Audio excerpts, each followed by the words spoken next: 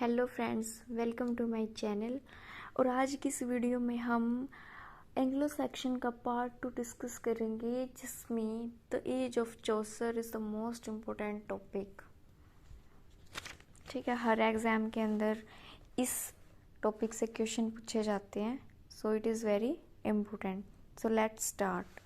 The age of Chaucer runs रफली 1340। ठीक है, तो इसको एज की टाइमिंग हम क्या मानते हैं? 1340 में इस एज की टाइमिंग मानते हैं। Chaucer was born in 1343 and was died 1400। ठीक है, सो चौसर का जन्म कब हुआ था? 1343 में, और उसकी डेथ कब हुई थी? 1400 में। During this period England saw the reign of three kings, namely Edward III, Richard second and Henry fourth. ठीक है, ये क्या थे? ये उस टाइम के किंग थे जिन्होंने चौसर एज में रूल किया था। ठीक है, the reign of Richard second became a sort of national upsurge in English literature. So Richard second के टाइम में या फिर इसके शासन में जो है ना, इंग्लिश लिटरेचर को एक फॉर्म दी गई थी। इट मीन्स उसको सीक्वेंस में पढ़ा जाने लगा था। For the first time major poets like जॉर्जे Chaucer, John Gower, William Langland, इन्होंने क्या किया था? इन्होंने नेटिव पोइट्री लिखी थी। ठीक है, इन्होंने नेटिव पोइट्री लिखनी शुरू कर दी थी। नेटिव पोइट्री में क्या होता है? पोइट अपनी जो कॉमन लैंग्वेज होती है, जो सिंपल लैंग्वेज होती है, उसका यूज़ करके पोइट्री लिखता है, ताकि सभी जो कम एजुकेटेड लोग हैं उस टाइम के, वो भी उनको इजीली पढ़ सकें। सो जो ये तीन मोस्ट इम्पोर्टेंट पोइट थे उस टाइम के, इन्होंने अपनी पोइट्री में नेटिव इंग्लिश का यूज़ किया था। For the first time a literature come to written which was read alike by all classes of the literate. Picture of new world at the end of medieval ages is fairly depicted in Chaucer age. ठीक है, यानी कि चौसर as में जो है ना, हम Fairlie यानी कि उस टाइम के जो मेडिवल एज थी उसके अंदर का जो लिटरेचर है, जो फैक्ट्स हैं, वो हम चौसर एज में देख सकते हैं। ठीक है, मेडिवल एज के जो इफेक्ट थे या मेडिवल एज के जो को हम चौसर एज में देख सकते हैं। और इसका मोस्ट इम्पोर्टेंट जो एग्जाम्पल है वो क्या है? जॉर्जे चौसर का work Canterbury Tales. The most drastic change in the age of Chaucer was perhaps demographic. It was caused by the great plague called the Black Death.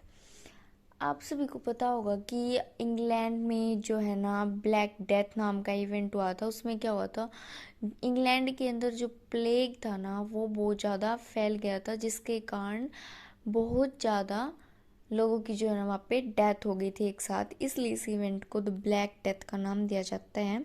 ठीक है, the black death that started in 1348 and continued up to the summer of 1349। ठीक है, यानी कि जो black death का जो शुरुआत थी वो कब हुई थी? 1348 में इसकी शुरुआत हुई थी, और ये लास्ट तक कब चला था?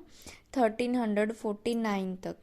Killing on the average 200 persons a day in London alone, यानी एक दिन में लंदन में 200 जो लोग थे उनकी डेथ हो गई थी।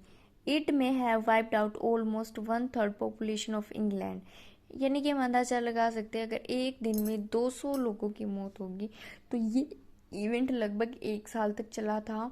तो इसमें जो है ना, इंग्लैंड का 1/3 पार्ट था पॉपुलेशन का, वो ऑलमोस्ट डेड हो गया था। We find a detailed account of the event in Langland's The Vision of Piers Plowman, यानी कि लैंगलैंड का ये वर्क है the vision of Piers Plowman.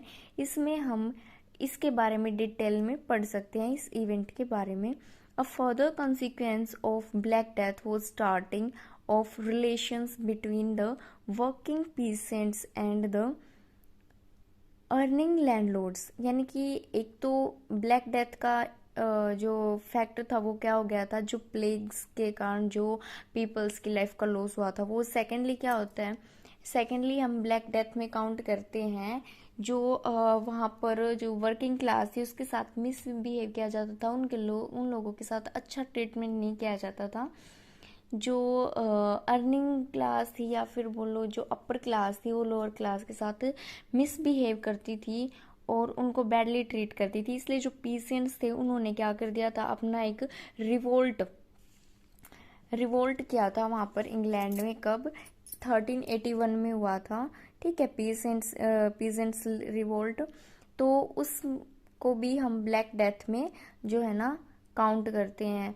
उसमें क्या हो गया था, पीसेंट रिवोल्ट में ये हो गया था कि जो लोअर क्लास के लोग थे उन्होंने अपने हक के लिए आवाज़ उठाई थी और जो उनका ये रिवोल्ट था वो फेल हो गया था।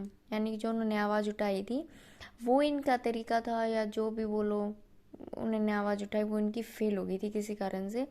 इसलिए जो इनके इस रिवोल्ट के जो लीडर्स थे उनको कैप्चर करके एग्जीक्यूट कर दिया गया था, जिसके कारण जो लोअर क्लास थी वो बहुत ही ज़्यादा गुस्से में आ गई थी और उन्होंने ये रिवोल्ट किया था 1381 में।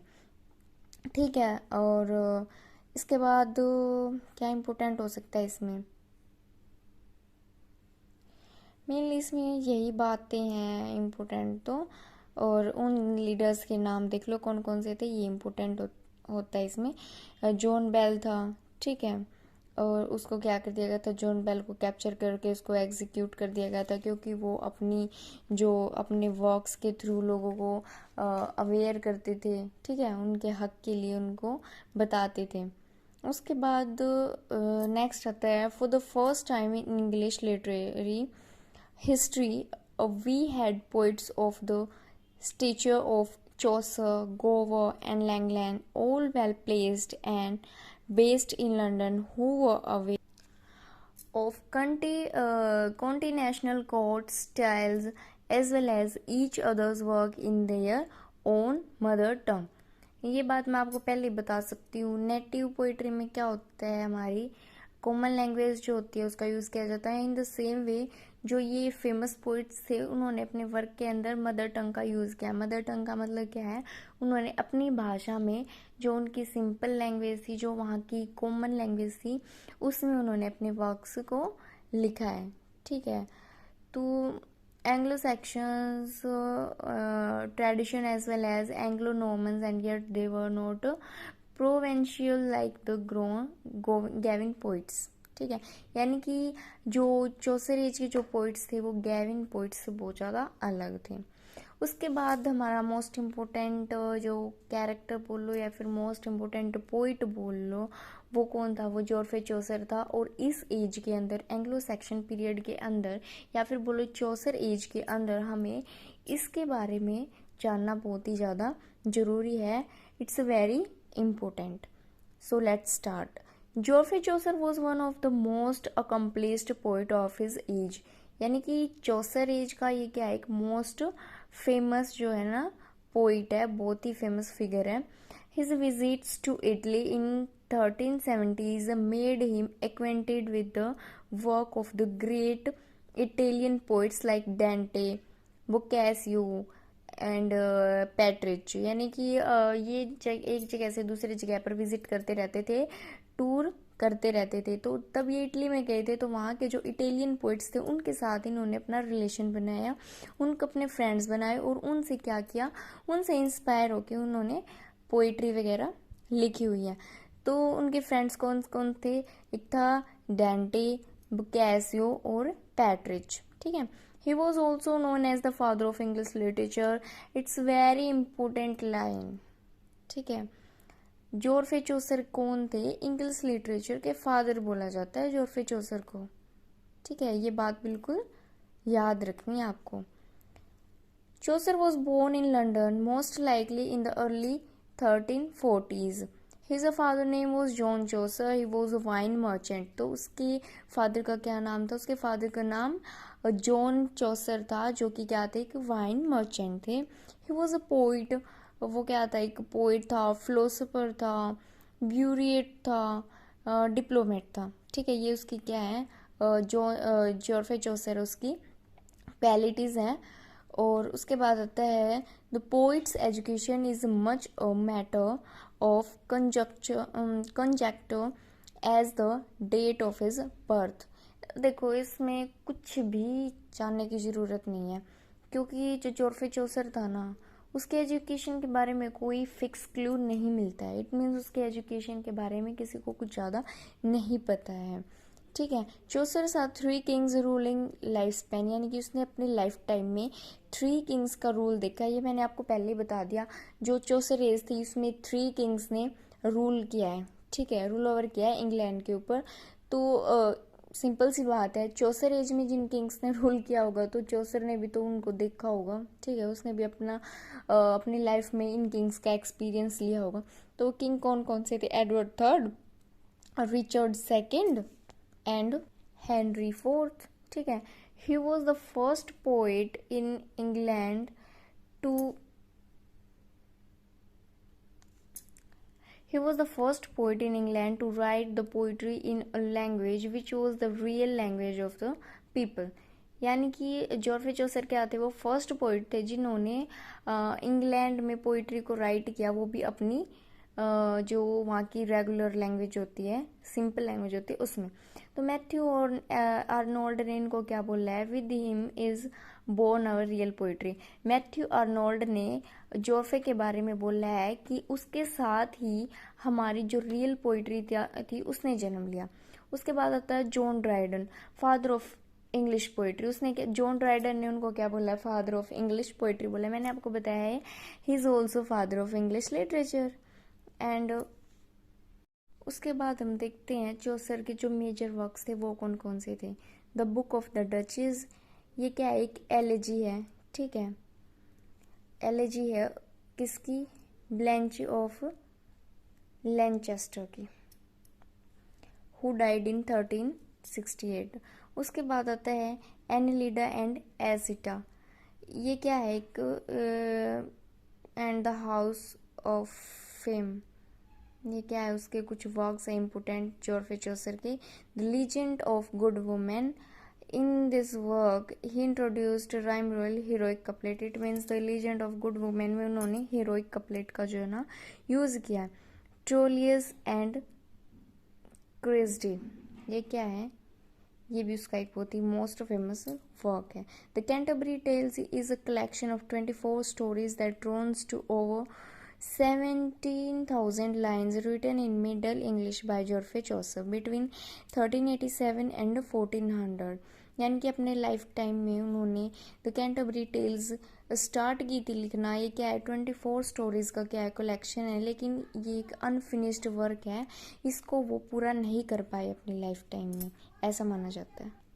अब हम कैंटरबरी टेल्स के बारे में ब्रीफली इंट्रोड्यूस करेंगे इनको, कैंटरबरी टेल्स को, कि ये क्या थी। जॉर्फे Chaucer's Canterbury Tales is collection of 24 stories which follow a group of pilgrims. यानी कि इसमें अपने वर्क में वो क्या करते हैं? अलग अलग पिलग्रिम्स होते हैं। ठीक है, वो क्या करते हैं? अपनी अपनी स्टोरीज बताते हैं, अपनी अपनी वो दो स्टोरीज सुनाते हैं। तो उसमें ये उनका एक अनफिनिश्ड वर्क है। ये सिर्फ टोटल 24 स्टोरीज ही मेंशन कर पाए अपने इस वर्क में। Which follow a group of pilgrims on a journey यानी कि जो लोग पिलग्रिम्स में जाते हैं, जर्नी करते हैं, उन लोगों का वो ग्रुप है। Since it written in Middle English, यानी कि ये मिडल इंग्लिश में लिखा गया है 1400 में। It is widely use as a reference for understanding the time period. ये क्या है? इसके थ्रू हम उस टाइम पीरियड को समझ सकते हैं इजीली। ये हम कह सकते हैं कि उस टाइम का रेफरेंस है।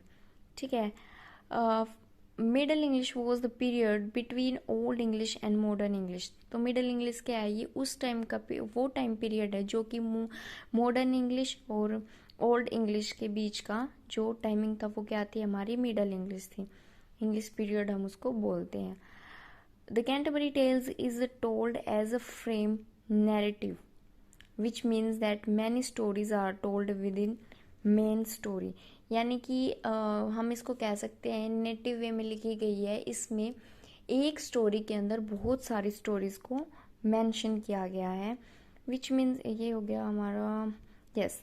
Chaucer's use of frame narrative differs from most others of the time because he uses pilgrims to gather a group of different people with different experiences. इसमें जो है ना पिलग्रिम्स थे हमारे इस वर्क में, जो पिलग्रिम्स लिए हैं राइटर ने, उनके अलग अलग एक्सपीरियंस है, अलग अलग उनके रोल हैं. Rather than sticking to one theme, यानी कि ये एक थीम के ऊपर बेस नहीं है, इसमें अलग अलग पिलग्रिम्स अलग अलग स्टोरीज बताते हैं, उनकी अलग अलग थीम होती है. The Canterbury Tales follow a group of रफली 30 स्ट्रेंजर्स, ठीक है, assembled at the Tabard Inn, यानी कि एक टाबर्ड इन है, वहाँ पे ये लोग इकट्ठे हुए हैं. 30 स्ट्रेंजर्स हैं, ठीक है. तो कितने लोगों का ग्रुप है ये? 30 लोगों का एक ग्रुप है जो टाबर्ड इन में इकट्ठे हुए हैं पिलग्रिम्स में जाने के लिए, कैंटरबरी से पिलग्रिम्स में जाने के लिए. उसके बाद क्या होता है, the patron saint of clergy the host of inn wants, यानी कि जो उस इन का होस्ट था, यानी कि जो उस इन का मालिक था, वो चाहता है कि इस जर्नी को और ज़्यादा इंजॉयफुल बनाया जाए, ठीक है, इस जर्नी को इंजॉयफुल बनाना चाहिए. एंड प्रपोज एन ऑफर, और वो सभी लोगों को एक ऑफर बताते हैं. Whoever tells the best tale on the way to Canterbury will win a free dinner on him. हमें पता है कि ये पिलग्रिम्स अपनी अलग अलग स्टोरीज बताने वाले हैं, तो इनका जो होस्ट था उसने अनाउंसमेंट कर दिया कि भाई जो भी सबसे अच्छी स्टोरी सुनाएगा उसको फ्री डिनर करवाया जाएगा, यानी कि उसको फ्री डिनर ऑफर किया जाएगा, ठीक है. He swears on his father's grave and makes a serious bet, और इसके ऊपर उसने एक बहुत ही सीरियस बेट रखी, शर्त रखी. If the group doesn't enjoy the trip, कि अगर ग्रुप इस ट्रिप को इंजॉय नहीं करेगा, दे कैन किल हिम, ये लोग उसको मार देंगे. यानी कि जो लोग या जो उस ग्रुप का मेंबर इस ट्रिप को इंजॉय नहीं करेगा, ये लोग उसको मार देंगे. It's a bit extreme but travellers agree to it. ये थोड़ा सा अजीब लगता है, लेकिन फिर भी पिलग्रिम्स जो थे या ट्रैवलर्स जो थे वो इसके लिए एग्री हो जाते हैं. Although the narrator mentions that will be heard रफली 120 stories on the journey. He tells only 24, leading many to believe that the work is incomplete. तो क्या है, जो अब बहुत सारे लोग हैं ना, वो ये बिलीव करते हैं कि उन्होंने 120 स्टोरीज़ का जो है ना टारगेट लिया था अपने इस वर्क में, लेकिन वो सिर्फ 24 स्टोरीज़ को ही मेंशन कर पाए अपनी लाइफ टाइम में, बिकॉज ही वॉज डाइड. सो क्या है, ये इनका अनकम्प्लीट जो है ना वर्क है. द